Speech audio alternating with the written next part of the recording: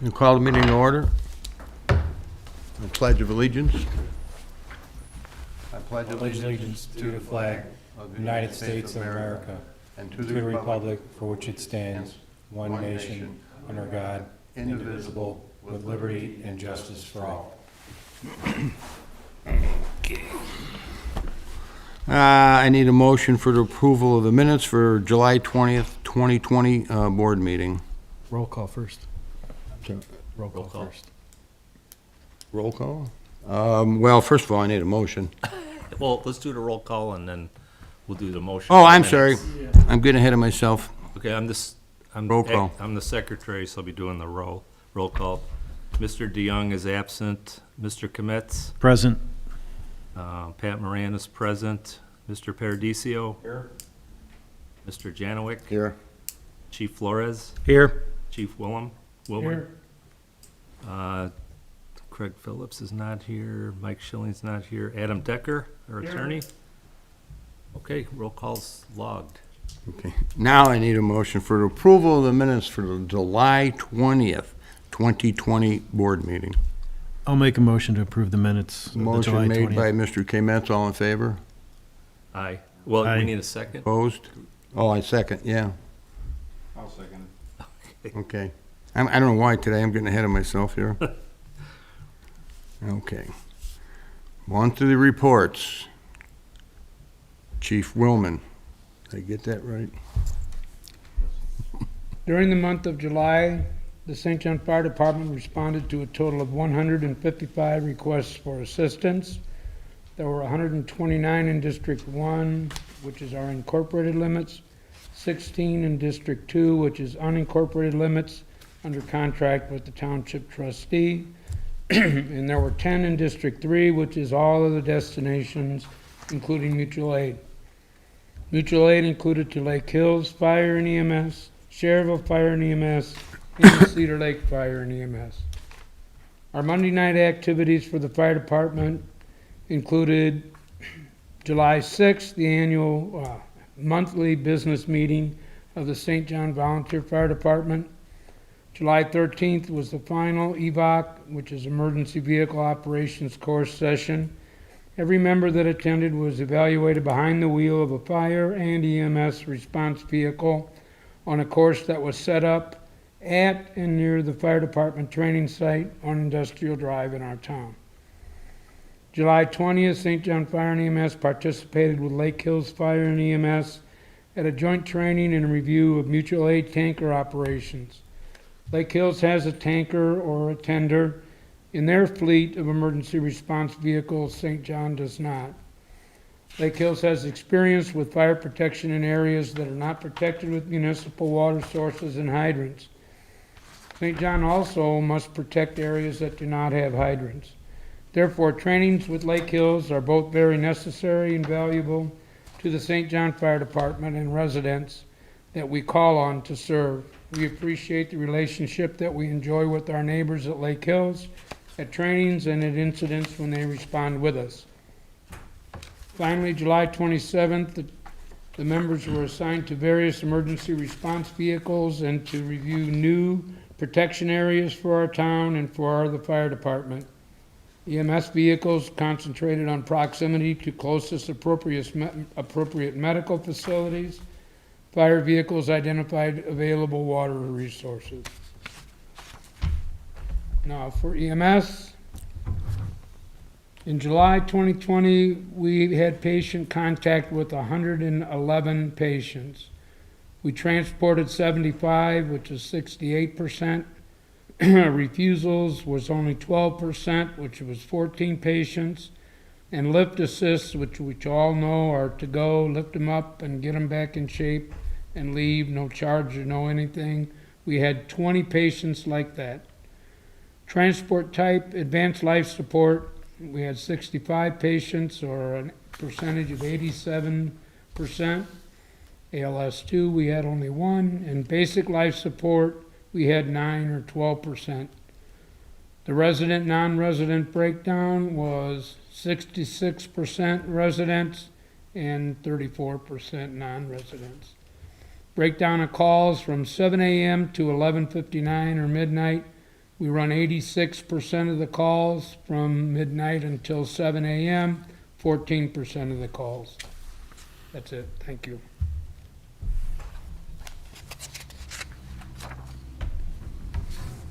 Great sheet here. Chief Forres?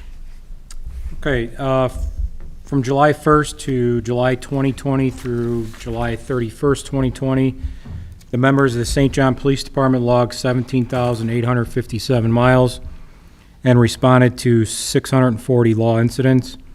The investigation of these incidents led to 27 arrests, with 42 charges being filed. There were 218 traffic citations issued, along with 238 written warnings, for a total of 456 citations being issued during the month. Vehicle thefts totaled 10,000. Other thefts totaled $19,606, and recovered property totaled $10,000. Just a quick update, also on the Tri-Town Tac Unit that we've kind of started recently during the summer months, which I believe I updated you guys on that once before. Basically what that is just overtime that we were able to get from the town. They appropriate additional funding for us to work these hours, and basically what it is because of all the vehicle thefts and car break-ins that were going on, not only in St. John, but Cherryville, Dyer, we put a task force together between the three towns and assigned overtime, usually a couple days, a couple times during the month, sometimes 3 times during the month, depending on manpower. So we go out and do that with these different agencies for Dyer and Cherryville.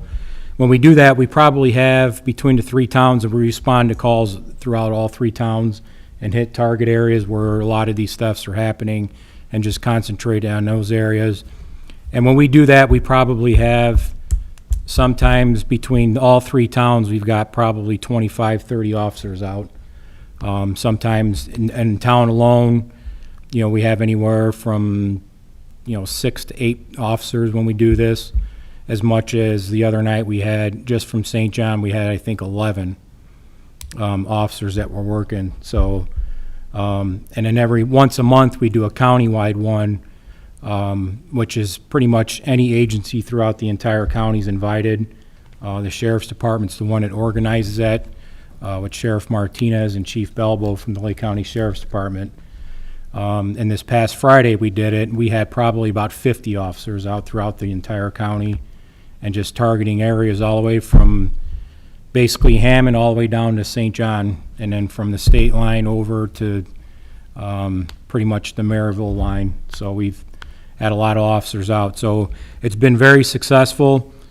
Just in the town one that we've done, we've had 18 cases already that we've generated.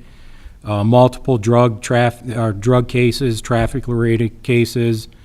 We've had 4 arrests and additional 5 charges filed in that, and we've taken 4 guns off the street from convicted felons.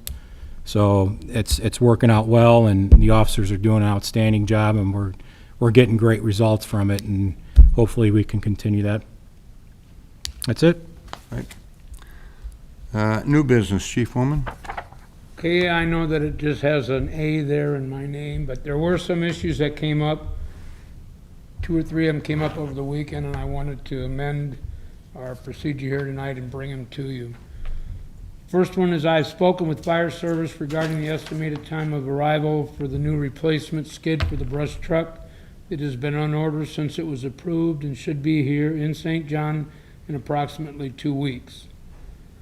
This past Friday, we received component parts and accessories associated with the purchase of the new physio control cardiac monitor. Final delivery of all equipment should be arriving very soon, and the rest of it arrived just this afternoon. So those 2 are the purchases that you worked on with me and for me, and they're both coming into place. Mark Olson, who is currently a St. John volunteer and was approved to be rehired as a part-time firefighter EMT at the last board meeting, has already started his orientation procedures and is grateful for the opportunity to become more involved with the current challenges at the fire department. Ronald Sweats, who was approved as part-time advanced life support firefighter paramedic at the July 20 Safety Board meeting, has successfully completed all of the requirements to practice pre-hospital care in Franciscan Health Crown Point EMS system. He will be starting in St. John orientation next week, very soon. Finally, this is the one that is going to take probably a vote here, is Caitlin Deal was hired as a probationary full-time St. John firefighter paramedic on March 14th, 2020. She will have served the town as a probationary firefighter paramedic for 6 months as of September 14th, 2020. The salary ordinance requires a 6-month probationary period for all new full-time firefighter paramedics. I am requesting for Caitlin Deal to be promoted to full-time St. John firefighter paramedic effective September 14th, 2020, which would be the time that she would complete her 6 months. This request was made because the next safety board meeting is currently scheduled to be held on September 14th, which is the exact day. This request is intended to eliminate any delay regarding her eligibility for the promotion. If you remember, the last one got pushed aside and got lost in the shuffle, and I don't want that to happen again. And if there were anything that changed the meeting, it wouldn't take place, so that's why I brought it up this month. And that's it. Well, I would entertain a motion that Caitlin Deal be promoted on September 14th, 2020, provided she completes her probationary period. You're making the motion? I'm asking for a Oh, motion. I'll make the motion. Caitlin Deal to be promoted to full-time St. John firefighter paramedic effective September 14th of 2020. I'll second that. All in favor? Aye. Aye. Opposed? One. Motion carried. Thank you. And I have one item I have to read. The Board of Safety has completed its investigation of the verbal harassment allegations that were made against the Fire Chief Fred Willem earlier this year. Based on the results of that investigation, I move to make recommendations to the Town Council that Chief Willem receive a written reprimand for such conduct and that he be required to complete training for development of professional and communication skills with staff and subordinates. I need a motion to that effect. I'll make the motion. A motion by Mr. Paradiso, second. I'll second. Rob Kometz. Okay. Okay. Can I take a roll call vote, please? Sure, Mr. Kometz, Aye. Mr. Moran is an aye. Mr. Paradiso, Aye. Mr. Janowik is an aye. motion carries. Okay. Chief Flores. Okay, just to update you on the hiring process, we had, when it was all done, as far as the applications being turned in at the deadline, we had 110 applications that were turned in. Once we got those 110, we did background checks on them, and 6 of them were eliminated for not disclosing backgrounds that they had. We had people that turned in applications that said they never been arrested, and they were. So we had 6 of those, and there was 2 that said they couldn't make the agility test. So we had 101 the day of the agility test that were eligible to take the agility test. So during the application process, there was a lot of the applicants that couldn't get paperwork from colleges or so on and so forth because of the whole COVID-19 situation. So we gave them the opportunity to extend it and make sure that they bring all that documentation to the agility test, which gave them a couple extra weeks to gather that information. So they were told several times, it was on the website, that they have to have that documentation when they show up there. So when the day of, we had several that didn't have the documentation. They didn't bring the documentation that was needed, or they didn't sign waivers that they were supposed to have signed. So that, And there was quite a few out of those 101 that didn't even show up, so there was a bunch of them, probably, no, I wouldn't say half, but close to it. So, so the data agility, there was 50 people that showed up that took the test. 3 of them didn't pass, so we're down to 47 now. So the written test will be Saturday, August 29th, I believe, is that Saturday. I don't have my calendar in front of me, but I believe that's the date, Saturday, August 29th at 8 a.m., and that'll be at Clark Middle School in the auditorium there. So the tests have already been ordered, so we're anticipating, I think there was already one that said he can't make the written test, so we're down to 46. So the doors close and lock at 8 a.m.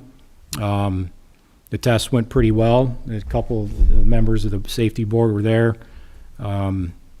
We had the academy staff there. Everything went really good. The test went pretty smooth, the check-in process. So I appreciate everyone's help on that, and thank you, gentlemen, for coming out.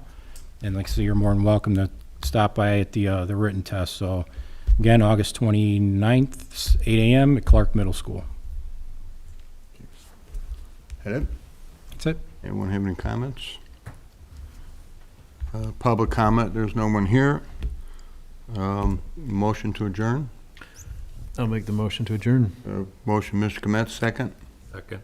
Mr. Moran, all in favor? Aye. Opposed? Motion carried. Meeting's adjourned.